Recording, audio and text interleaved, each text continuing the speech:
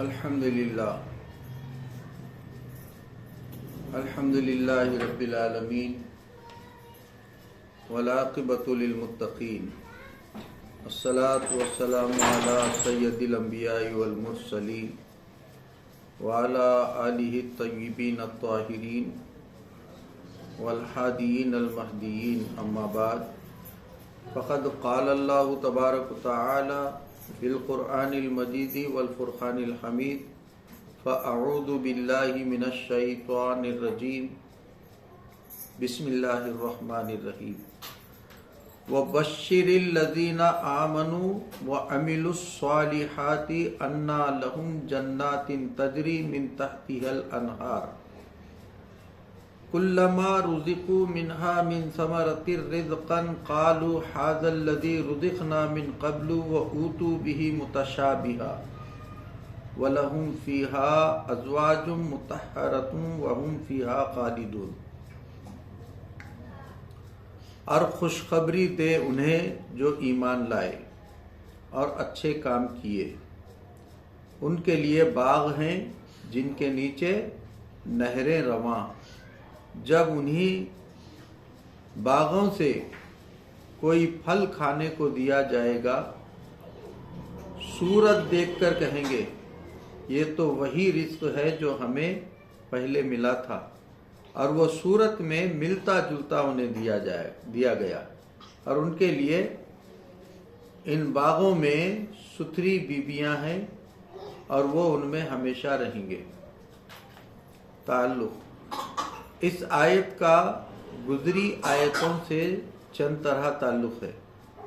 ایک یہ کہ اس سے پہلے جہنم کا ذکر تھا، اب جنت اور اس کے مستحقین کا ذکر فرمایا گیا، کیونکہ ہر چیز اپنے مقابل سے خوب پہچانی جاتی ہے۔ دوسرے یہ کہ ہر حکم کو تین طرح قبول کرایا جاتا ہے، ایک دلیلوں سے ڈر کر، لالچ دے کر۔ اس سے پہلے قرآن پاک کی حقانیت دلائل سے بیان فرمائی گئی، پھر اس کے نہ ماننے پر عذاب سے ڈرایا دھمکایا گیا، اب اس کے ماننے پر ثواب کی امید دلائی گئی، کیونکہ دنیا میں تین قسم کے لوگ ہوتے ہیں، بعض تو دلائل سے بات مان لیتے ہیں، دلیل سے، اور بعض خوف سے ڈر کر، اور بعض لالچ سے کہ ہم کو یہ چیز ملے گی۔ یا یوں کہو کہ انسان کی عقل دلیل سے بات مانتی ہے اور دل ڈر سے اور نفس لالچ سے۔ انہی تین چیزوں کا یہاں ذکر ہوا۔ خیال رہے کہ یہ تینوں ذریعے عاقلوں کے لیے ہیں، عقل والوں کے لیے۔ عشق ان تمام اسباب و ذریعے سے بے نیاز ہے، اپنا بدصورت بچہ، اپنا معمولی دیسی جھونپڑا پیارا ہے، دلیل سے نہیں بلکہ عشق سے۔ عقل کہتی ہے کشمیر و پیرس اچھا، عشق کہتا ہے مدینہ اعلیٰ اچھا۔ تیسرا یہ کہ انسان کو ضروری ہے کہ تین چیزیں معلوم کرے، ایک اپنی ابتدا کہ میں کہاں سے آیا، دوسرے اپنی غذا کہ میں کہاں کھاتا پیتا ہوں، تیسرے اپنی انتہا کہ مجھے کہاں جانا ہے۔ اس سے پہلے دو چیزوں کا ذکر ہو گیا تھا کہ الذی خلقکم میں انسان کی ابتدا، اور الذی جعل لکم میں اس کی غذا کا ذکر فرمایا۔ رہی انتہا وہ کفار کی کچھ اور تھی کہ مسلمانوں کی اور، لہذا پہلے کفار کی انتہا بیان فرما کر اب مسلمانوں کی انتہا کا ذکر ہو رہا ہے۔ وبشر، یہ لفظ بشارت سے بنا ہے جس کے معنی ہے خوشخبری، اور خوشخبری کو بشارت اس لیے کہتے ہیں کہ وہ بشرا سے بنا ہے جس کے معنی ہے ظاہری کھال، چمڑی۔ چونکہ اچھی خبر کا اثر چہرے وغیرہ پر ظاہر ہو جاتا ہے کہ سن کر ہنسی آ جاتی ہے، چہرے کا رنگ سرخ ہو جاتا ہے، اس لیے اس کو بشارت کہا جاتا ہے۔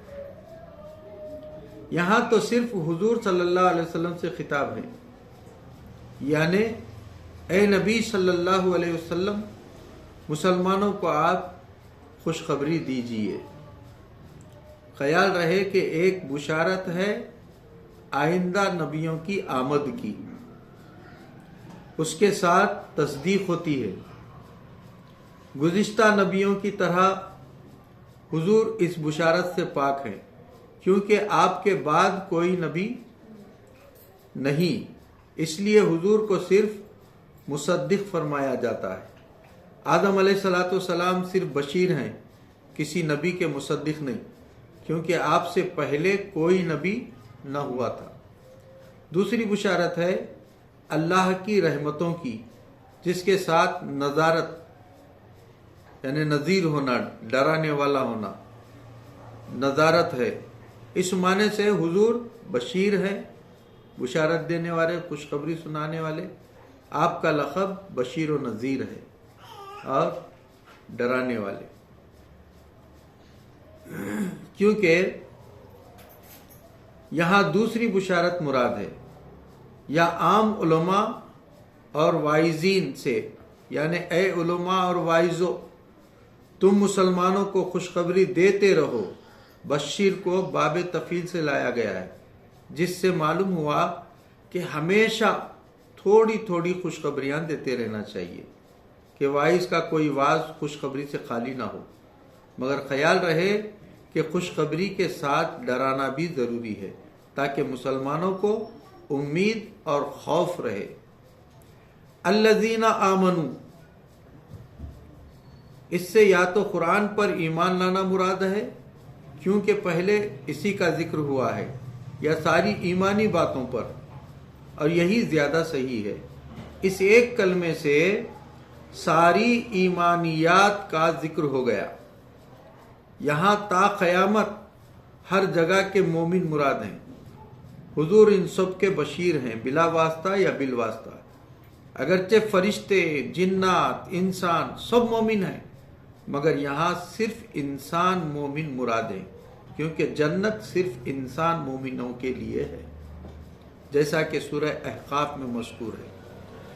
تمام ایمانیات توحید، فرشتوں وغیرہ کا ماننا، ایمان کا قالب یا ڈھانچہ حضور کو ماننا۔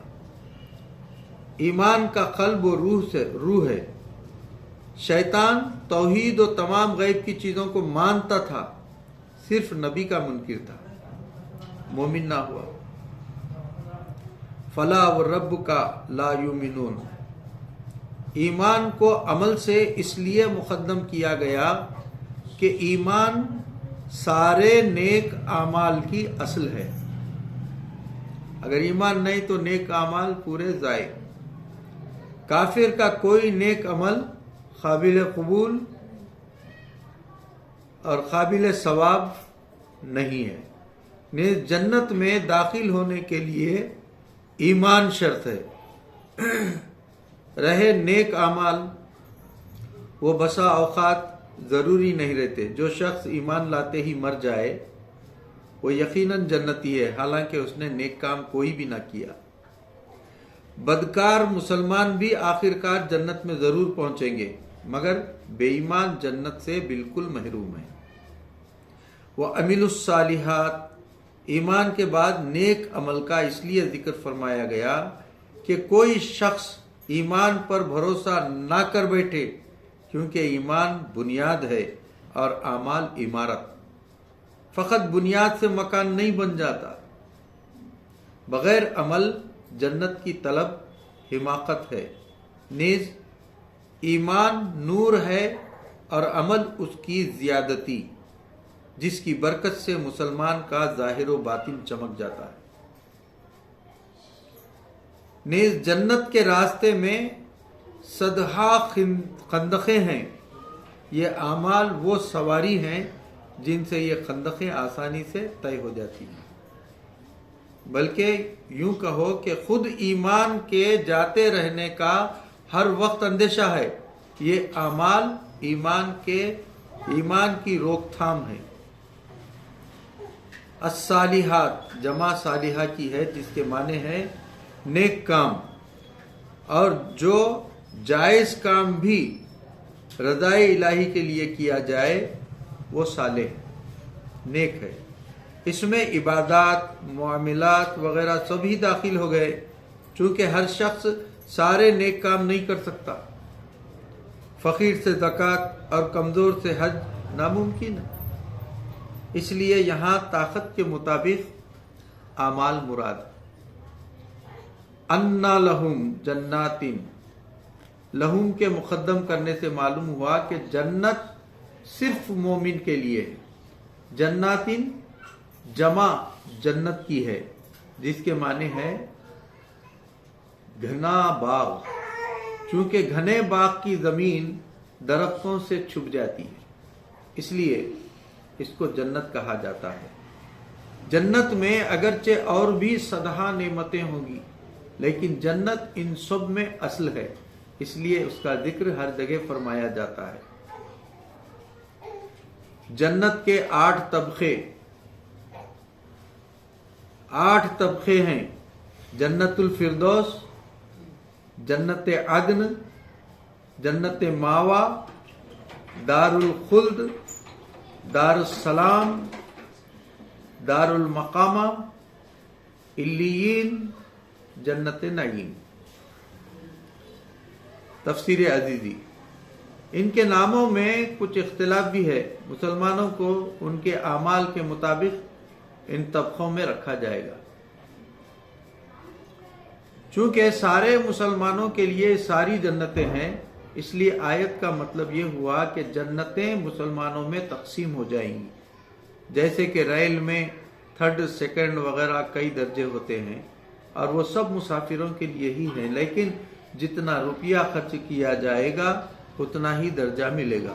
یہ بھی ہو سکتا ہے کہ اعلیٰ درجے والے ادنا درجے کے بھی مالک ہوں، لیکن وہ اعلیٰ میں ہی رہیں گے، جیسے کہ 1st کلاس کا مسافر 3rd میں سفر کر سکتا ہے، مگر کرتا نہیں۔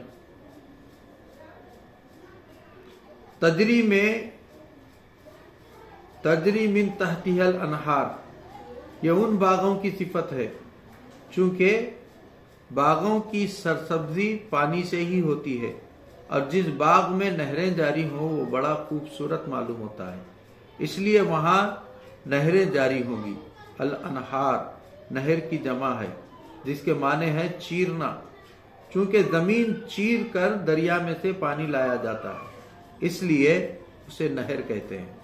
جنت میں بھی حوض کوثر وغیرہ سے پانی آئے گا اور ان باغوں میں ہوتا ہوا نکل جائے گا، اور یہ نہ تو بالکل نالی کی طرح تنگ ہوگی اور نہ دریا کی طرح فراخ اور ٹیڑھی بل کھائی ہوئی، بلکہ نہایت سیدھی اور درمیانی۔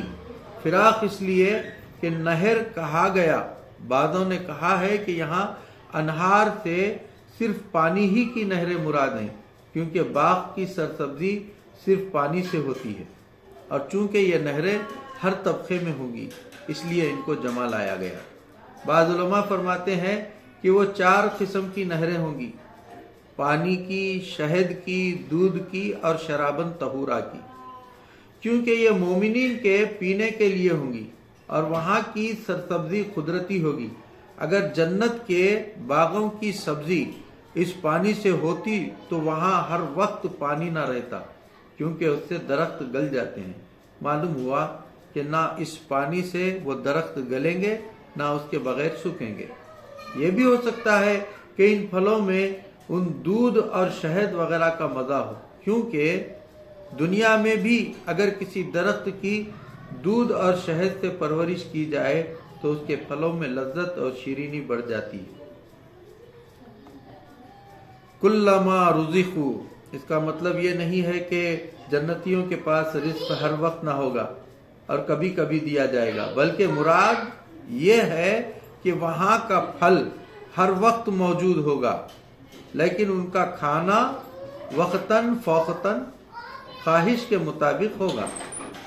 خیال رہے کہ جنت میں پھل ہوں گے، غلہ نہ ہوگا، اس لیے وہاں باغات ہیں، کھیت نہیں، کیونکہ غذا بقائے زندگی کے لیے ہوتی ہے، اور پھر صرف لذت کے لیے وہاں بھوک پیاس نہیں، وہاں کی زندگی غذا کی محتاج نہیں، صرف لذت کے لیے پھل کھائے جائیں گے۔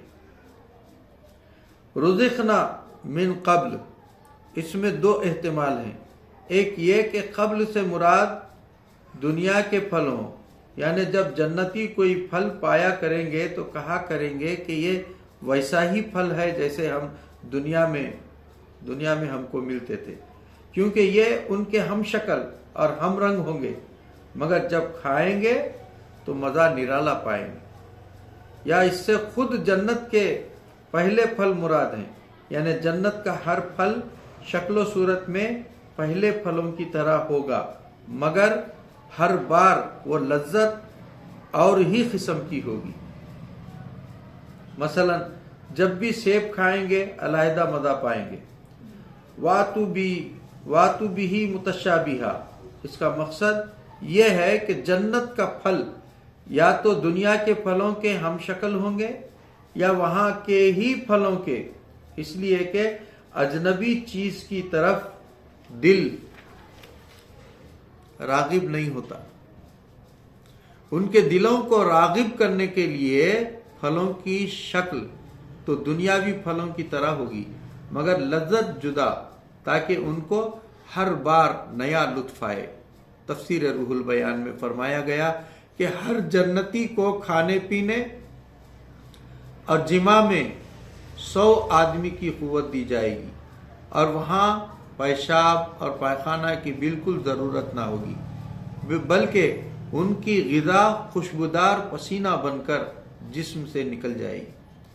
ازواج جمع زوج کی ہے، جس کے معنی ہے جوڑا۔ یہ لفظ شوہر اور بیوی دونوں پر بولا جا سکتا ہے، مگر یہاں بیویاں ہی مراد ہیں، کیونکہ لہم کی ضمیر مذکر تھی، اور آگے مطہرہ جو کہ ازواج کی صفت ہے وہ مؤنث ہے، چونکہ شوہر بیوی کا گویا مالک ہوتا ہے، اور بیوی شوہر کے لیے نعمت الہی ہے، اس لیے جنت کی عورتوں کو خواہ وہ حوریں ہوں یا دنیا کی بیویاں وہاں کی نعمتوں میں سے شمار کیا گیا۔ خیال رہے کہ جو عورت جس مسلمان کے نکاح میں مرے گی وہ جنت میں اسی کے ساتھ رہے گی، اسی لیے نبی کریم صلی اللہ علیہ وسلم کی بیویوں کا نکاح نہیں ہو سکتا، کیونکہ وہ جنت میں حضور کے لیے خاص ہے۔ اور جس عورت کا شوہر کافر ہو کر مرا یا جو کہ کنواری ہی مر گئی، ان کا نکاح ان جنتیوں میں سے کسی سے کرا دیا جائے گا جو جنت کے بھرنے کے لیے پیدا کیے جائیں گے۔ اور جس کی بیوی کافر ہو کر مری یا کنوارا ہی مر گیا، اس کے نکاح میں صرف حوریں ہوں گی، اور جس کی بیوی بھی مسلمان مرے اور وہ جنت میں اپنی اس بیوی کو بھی پائے گا اور حوروں کو بھی، لیکن وہاں یہ دنیاوی بیویاں حسن و جمال میں حوروں سے کسی طرح کم نہ ہوں گی۔ روایات میں آیا ہے کہ حضرت مریم عیسیٰ علیہ السلام کی والدہ اور حضرت آسیہ فرعون کی بیوی جنت میں حضور صلی اللہ علیہ وسلم کے نکاح میں آئیں گی۔ اس کی پوری تحقیق انشاءاللہ سورہ مریم میں کی جائے گی۔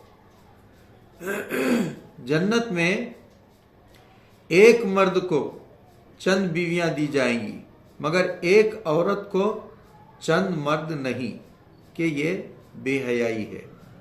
ایک مخدوم کے چند خادم ٹھیک ہیں، مگر ایک خادم کے چند مخدوم ٹھیک نہیں۔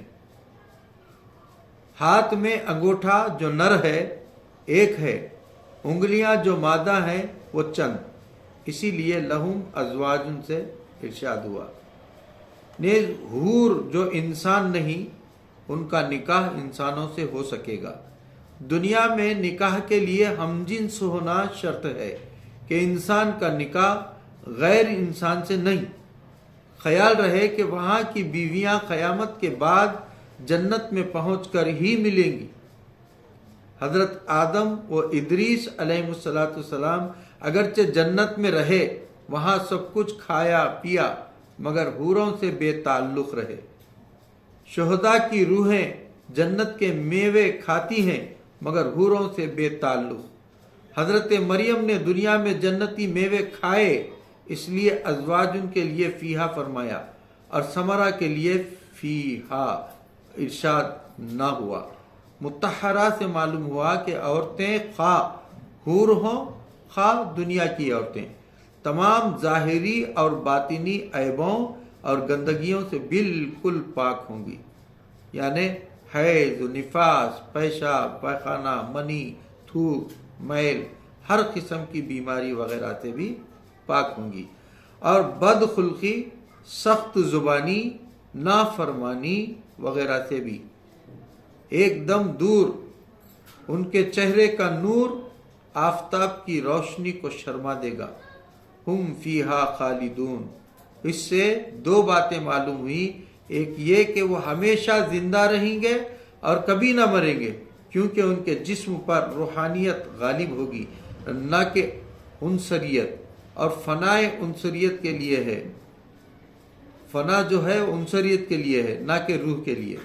حضرت اکرمہ فرماتے ہیں کہ جنتی مرد عورتیں ہمیشہ 35 سال کے جوان رہیں گے، ان کا قد حضرت آدم علیہ السلام کی طرح 60 ہاتھ ہوگا، بے داڑھی ہوں گے، سب کی آنکھیں قدرتی سرمگی ہوں گی، ہر ایک کے جسم پر 70 جوڑے ہوں گے، ہر جوڑے کا علیحدہ رنگ ہوگا، اور وہ جوڑے ایسے شفاف ہوں گے کہ ان سب کا رنگ اوپر سے نظر آئے گا۔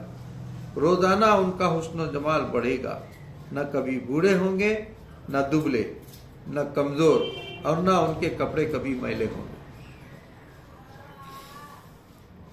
خلاصہ تفسیر، قرآن پاک کے نہ ماننے پر سزا کا ذکر ہو چکا ہے، اب اس کے ماننے کی جزا کا ذکر ہو رہا ہے کہ اے نبی صلی اللہ علیہ وسلم، جو صحیح مسلمان ہوئے اور ایمان پر ان کا خاتمہ ہوا اور انہوں نے عبادت، سخاوت، خوش اخلاقی وغیرہ نیک اعمال کیے، انہیں یہ خوشخبری سنا دو کہ ان کے مرنے کے بعد اس عالم میں ایسے عمدہ اور گھنے خوبصورت باغ دیے جائیں گے کہ جن میں دودھ، شہد وغیرہ کی نہریں بہتی ہوں گی، اور ان باغوں کے میووں میں عجیب لطف یہ ہوگا کہ سب کی شکل، صورت، رنگت و خوشبو تو یکساں، مگر ذائقے الگ الگ۔ اس مشابہت کی وجہ سے جنتی کھاتے وقت سمجھیں گے کہ یہ وہی میوہ ہے، مگر جب کھائیں گے تو ہر بار نیا ہی لطف پائیں گے، اور ان کو صرف کھانا اور مکان ہی نہ ملے گا، بلکہ ان کے دل لگنے کے لیے اور گھروں کی آبادی کے لیے نہایت پاکیزہ بیویاں بھی دی جائیں گی، جو کہ ساری نفرت کی چیزوں سے پاک ہوں گی، صورت نہایت زیبا اور سیرت نہایت اعلیٰ ہوگی۔ ان نعمتوں پر ترا یہ کہ ان کو بڑھاپا، بیماری وغیرہ کی تکلیفیں نہیں، اور موت کا کھٹکا نہیں۔ دنیا کے سارے عیش موت کی وجہ سے تلخ ہیں، وہاں یہ تلخی بھی نہ ہوگی، بلکہ وہ اپنی عیش و آرام کے ساتھ ہمیشہ ہمیشہ وہاں رہیں گے۔ فائدے، اس آیت سے اتنے فائدے حاصل ہوئے۔ ایک یہ کہ جنت پیدا ہو چکی ہے، کیونکہ آدم علیہ السلام وہاں رہ چکے ہیں، حضور معراج میں وہاں کی سیر فرما چکے ہیں، اور اس آیت سے معلوم ہوا کہ جنت جنتیوں کے لیے نامزد ہو چکی ہے۔ نیز حضور صلی اللہ علیہ وسلم کو کوثر دیا جا چکا ہے، اور دی وہی چیز جاتی ہے جو موجود ہو۔ دوسرے یہ کہ جنت اور جنت والوں کے لیے فنا نہیں، وہ ہمیشہ باقی رہیں گے۔ تیسرے یہ کہ اعمال ایمان میں داخل نہیں بلکہ ایمان کے علاوہ ہیں۔ اعمال ایمان کے جز ہوتے تو یہ لوگ، کیونکہ یہاں اعمال کا ایمان پر عطف کیا گیا اور عطف غیریت چاہتا ہے، نیز بہت سے مومنین کو عمل کا موقع نہیں ملتا۔ اگر اعمال ایمان کے جز ہوتے تو یہ لوگ مومن کیوں کر ہوتے؟ چوتھے یہ کہ دنیا میں حائضہ عورت سے جماع کرنا منع ہے، اس لیے کہ وہ گندی ہے اور مرد پاک۔ جنتی عورتیں ہر طرح پاک ہیں، لہذا جو مرد گناہوں کی ناپاکی میں لتھڑا ہوگا وہ ان کے پاس نہ جا سکے گا۔ پانچواں یہ کہ دنیا میں جو شخص حلال جماع سے جنبی ہو اس کو مسجد میں آنا حرام ہے، تو جو حرام شہوتیں پوری کرے اس کو جنت میں جانا بھی حرام ہوگا، کیونکہ وہ جگہ پاکوں کی جگہ ہے۔ چھٹے یہ کہ نیک پاک بیوی اللہ کی بڑی رحمت ہے، کیونکہ اس سے صحبت زیادہ رہتی ہے۔ اچھوں کی صحبت تمام نعمتوں سے بڑھ کر ہے۔ حضور صلی اللہ علیہ وسلم کے صحابہ صرف صحبت نبوی کی وجہ سے تمام مسلمانوں سے افضل ہیں۔ تفسیر سفیانہ: جن لوگوں نے اپنے دلوں میں ایمان حقیقی کا، ایمان مقبول کا بیج بویا اور اس کو نیک اعمال کا پانی دیا تو ان کو ایسے باغات ملیں گے جن میں توکل، یقین، زہد، تقوی، صدق، اخلاق، ہدایت، قناعت، پاک دامنی، مجاہدہ، شوق و ذوق، رغبت، خوف و امید، صفائی قلب، وفا، طلب، محبت، حیا، کرم، سخاوت، شجاعت، علم، حلم، معرفت، عزت، رفعت، رحمت، ہمت کے گھنے درخت ہوں گے جن کے نیچے اللہ کی رحمت، اس کے کرم، اس کی عنایت، اس کے فضل اور توفیق کی نہریں ہوں گی۔ جب کبھی وہ ان درختوں سے مشاہدہ، کشف، تجلی، انور کے پھل پائیں گے تو کہیں گے یہ تو ہم اس سے پہلے بھی پا چکے ہیں، مگر ہر کشف میں علیحدہ لذت اور ہر تجلی میں نیا نور ہوگا۔ اس لیے کہ اس راہ میں نئے آنے والے لوگ مشکل سے فرق کرتے ہیں۔ حضرت موسیٰ علیہ السلام نے طور کے نور کو نار یعنی آگ سمجھا اور فرمایا کہ انی آنست نارا، مگر جب سالک واصل ہو جاتا ہے تو ہر نار میں علیحدہ ذوق پاتا ہے۔ ان حضرات کے لیے اس قلبی باغ میں ان پھلوں کے علاوہ عالم غیب سے اور بھی رحمتوں کے جوڑے ملیں گے جو کہ اغیار کی نظر سے پاک ہوں گے، اور وہ ان سے واپس نہ لیے جائیں گے بلکہ ہمیشہ ان کے پاس ہی رہیں گے۔ صوفیہ فرماتے ہیں کہ جیسے جنت کے پھل دنیا کے پھلوں کی طرح ہوں گے نام اور شکل میں، مگر لذت میں دنیا کے پھلوں سے کوئی نسبت نہیں، ایسے ہی انبیاء و اولیاء کی عبادات اگرچہ نام و شکل میں ہماری عبادت کی طرح معلوم ہوتی ہیں کہ ہم بھی نماز پڑھتے ہیں، وہ بھی ارکان نماز دونوں جگہ یکساں معلوم ہوتے ہیں، مگر لذت و قبولیت میں کوئی نسبت نہیں۔ اسی لیے ہمارا پہاڑ بھر سونا خیرات کرنا صحابہ کے ایک سیر جو کو نہیں پہنچ سکتا۔ اعتراض: اس آیت سے معلوم ہوا کہ جنتی لوگ ہر پھل کو دیکھ کر یہی کہیں گے کہ یہ وہی پھل ہے جو کہ ہم کو پہلے مل چکا ہے، اس سے پہلے کیا مراد ہے؟ آیا دنیا میں پہلے مل چکا ہے یا جنت ہی میں؟ اگر کہا جائے کہ دنیا میں پہلے مل چکا ہے تو لازم آتا ہے کہ جنت میں دنیاوی نعمتوں کے علاوہ کوئی نعمت نہ ہو، تاکہ وہ ہر نعمت پر یہ کہہ سکیں کہ یہ تو ہم دنیا میں ہی پا چکے۔ حالانکہ قرآن کریم فرما رہا ہے کہ فلا تعلم نفسا ما اخفی لهم من قرۃ اعین، اور حدیث پاک میں آیا ہے کہ رب تعالی نے جنت میں نیک بندوں کے لیے وہ نعمتیں مہیا فرمائی ہیں جو نہ کسی آنکھ نے دیکھی، نہ کان نے سنی، نہ کسی کے خیال میں آئی، جس سے معلوم ہوتا ہے کہ جنتی نعمتیں گمان و وہم سے بھی بالاتر ہیں۔ اور یہاں فرمایا کہ واتو بھی متشابہہ، ان آیات میں مطابقت کیوں کر ہو سکتی ہے؟ نیز بعض جنتی فقراء اور مساکین ہوں گے جن کو دنیاوی نعمتیں دنیا میں بہت کم میسر آتی تھیں، نیز دنیا میں ہر ملک میں علیحدہ قسم کے پھل پائے جاتے ہیں، پھر بھی جنتی وہاں ہر پھل کو دیکھ کر یہ کیوں کر کہہ سکیں گے کہ رزقنا من قبل، اور اگر اس قبل سے مراد خود جنت ہی کی پہلی نعمتیں ہیں تو بھی درست نہیں ہوتا، کیونکہ اس آیت سے معلوم ہو رہا ہے کہ جنتی ہر پھل کو دیکھ کر یہی کہیں گے، تو جب بالکل پہلی بار وہ پھل کھائیں گے تو کیا کہیں گے؟ جواب: یہ اعتراض نہایت قوی ہے۔ علماء نے اس کے دو جواب دیے ہیں۔ ایک یہ کہ من قبل دونوں قسم کے پھلوں کو شامل ہے، یعنی جنتی پھلوں کو دیکھ کر تو دنیا کے پھل یاد کریں گے، اور بعض کو دیکھ کر جنت کے اگلے پھل۔ دوسرے یہ کہ حاضر الذی میں لفظ جزا پوشیدہ ہے، یعنی جنتی ہر پھل کو دیکھ کر یہ کہیں گے کہ ان اعمال کا بدلہ ہے جن کی ہم کو دنیا میں توفیق ملی تھی۔ اور یہ بھی ہو سکتا ہے کہ جنت کی نعمتیں در حقیقت نیک اعمال ہوں جو کہ ان نعمتوں کی شکل میں ظاہر ہوئے۔ اس کی تائید ان احادیث صحیحہ سے بھی ہوتی ہے جن میں فرمایا گیا کہ دنیاوی نیک و بد اعمال آخرت میں اچھی بری شکلوں میں ظاہر ہوں گے۔ دوسرا اعتراض: اس آیت سے معلوم ہوتا ہے کہ بغیر اعمال جنت نہیں مل سکتی، کیونکہ یہاں جنت کی خوشخبری کو ایمان اور عمل دونوں سے متعلق کیا گیا، حالانکہ مسلمانوں کا عقیدہ ہے کہ جنت بغیر اعمال بھی مل سکتی ہے۔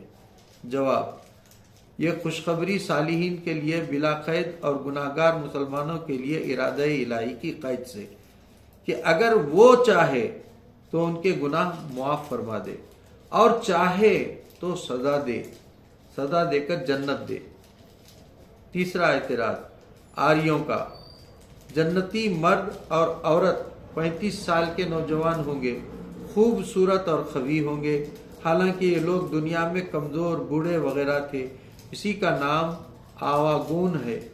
آریہ مانتے ہیں کہ دنیا ہی میں ایک روح مختلف جسموں میں آتی ہے، اور مسلمانوں کا عقیدہ ہے کہ یہ معاملہ آخرت میں ہوگا۔ نیز قرآن پاک سے ثابت ہے کہ بعض امتیں سور، بندر وغیرہ بنا دی گئیں۔ موسیٰ علیہ السلام کا عصا کبھی سانپ بن جاتا تھا، کبھی لاٹھی۔ یہی ہمارا عقیدہ ہے۔ جواب: اس مسئلے کی تحقیق انشاءاللہ عصائے موسیٰ کے ذکر کے موقع پر کی جائے گی۔ یہاں صرف اتنا سمجھ لو کہ جسم کا بدلنا ممکن بلکہ واقع ہے، لیکن روح کی تبدیلی ناممکن ہے۔ دن رات جسموں میں تبدیلی ہوتی رہتی ہے۔ آگ ہوا بن جاتی ہے اور ہوا آگ۔ جسم انسانی مرنے کے بعد مٹی ہو جاتا ہے۔ زندگی میں بھی بچپن، جوانی، بڑھاپا، بیماری، تندرستی کی حالت میں جسم کی حالتیں بدلتی رہتی ہیں۔ یہ ہرگز آواگون نہیں۔ آواگون یہ ہے کہ روح انسانی اس جسم انسانی سے نکل کر گدھے کے جسم میں پہنچے اور روح ہماری بن جائے، یہ ناممکن ہے۔ چوتھا اعتراض: اس آیت سے معلوم ہوا کہ جو بھی ایماندار ہو کر نیک اعمال کرے وہ جنت کا مستحق ہے۔ شیطان نے بھی مومن رہ کر بہت نیک کام کیے تھے، چاہیے کہ وہ جنتی ہو، کیونکہ اس آیت میں بقائے ایمان کی قید نہیں۔ جواب: یہاں ایمان سے مراد حقیقی ایمان ہے، اور وہی اللہ کے نزدیک مقبول ہے، اور ایمان حقیقی وہی ایمان ہے جو دنیا سے مومن کے ساتھ جائے۔ شیطان کے متعلق فرمایا گیا کہ وہ کان من الکافرین، یعنی وہ ایمان کی حالت میں ہی اللہ کے علم میں کافر تھا۔ جو ایمان ساتھ نہ جائے وہ حقیقت میں ایمان ہی نہیں۔ پانچواں اعتراض نیچریوں کا، ایسی جنت کا کیا کرے کوئی جس میں لاکھوں برس کی ہو رہے ہو۔ جب جنت قیامت کے بعد دی جائے گی تو اتنے پہلے اس کو پیدا کرنے کی کیا ضرورت؟ زیادہ عمر سے چیزیں خراب ہو جاتی ہیں۔ جواب، حقیقت میں یہ دو اعتراض ہیں، ایک یہ کہ جنت قیامت سے پہلے کیوں پیدا ہوئی، دوسرے یہ کہ پرانی چیز کمزور اور خراب ہو جاتی ہے۔ پہلے سوال کا جواب یہ ہے کہ قیامت سے پہلے بھی جنت میں سدھا کام ہو رہے ہیں۔ جنت میں آدم علیہ السلام کو اولاً رکھا گیا، اب بھی وہاں الیاس علیہ السلام موجود ہیں، اب بھی وہاں بعض صالحین کی روحیں پرندوں کی شکل میں رہتی ہیں، اب بھی وہاں حور و غلما وغیرہ رب کی تسبیح و تحلیل کر رہے ہیں۔ وہاں کی سیر حضور علیہ السلام کو کرائی گئی، مسلمان اس پر ایمان لاتے ہیں کہ جنت حق ہے۔ اب بھی وہاں کا پانی حضور علیہ السلام نے صحابہ اکرام کو پلایا، یعنی اپنی پاک انگلیوں سے پانی جاری فرما دیا، یہ وہی پانی تھا۔ روح البیان وغیرہ، حضور نے وہاں کی بعض نعمتیں صحابہ اکرام کو کھلا دی کہ حضرت جابر کے گھر تھوڑے گوشت و آٹے سے سدھا آدمیوں کی دعوت فرما دی۔ یہ آٹا وغیرہ وہاں سے آ رہا تھا۔ اب بھی وہاں کا پتھر سنگ اسود خانہ کعبہ میں نصب ہے، اب بھی وہاں کا لباس یعنی ناخن ہر انسان کے پاس موجود ہیں، ناخن، اور اگر یہ نفع فی الحال حاصل نہ بھی ہوتے تب بھی اس کا ہونا بیکار نہ ہوتا۔ ہر حکومت اپنے سارے محکمے پہلے ہی سے قائم کر لیتی ہے، کچہری، جیل خانہ، شفا خانہ پہلے ہی سے بنا لیے جاتے ہیں۔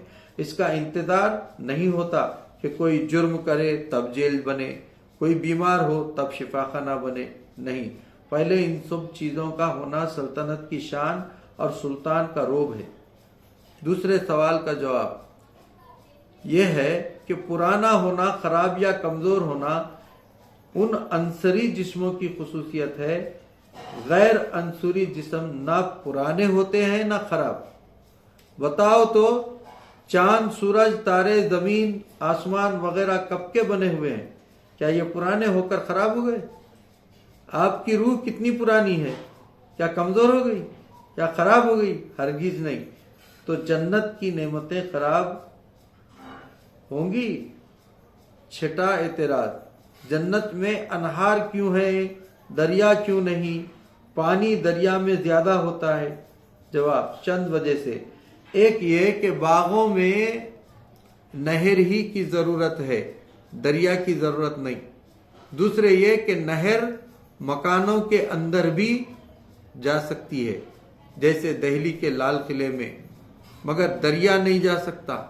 تیسرے یہ کہ نہر سیدھی اور خوبصورت ہے، دریا ٹیڑھا میڑھا اور بدنما ہوتا ہے، بلکہ ہیبت ناک ہوتا ہے۔ چوتھے یہ کہ نہر ہمیشہ فائدہ مند ہوتی ہے، مگر دریا کبھی طغیانی سے تباہی مچا دیتا ہے۔ پانچویں یہ کہ نہر کا پانی قبضے میں ہوتا ہے، جب چاہو جتنا چاہو چھوڑو، مگر دریا کا پانی قبضے سے باہر ہوتا ہے۔ چھٹے یہ کہ دریا اکثر چشموں سے نکلتا ہے اور نہر دریا سے۔ جنت کی نہریں بھی حوض کوثر وغیرہ سے نکلیں گی۔ ساتویں یہ کہ دریا سے براہ راست کھیتوں باغوں کو پانی نہیں دیا جا سکتا، نہر سے بلا واسطہ دیا جا سکتا ہے۔ وآخر دعوانا ان الحمد للہ رب العالمین۔ ربنا تقبل منا الفاتحہ۔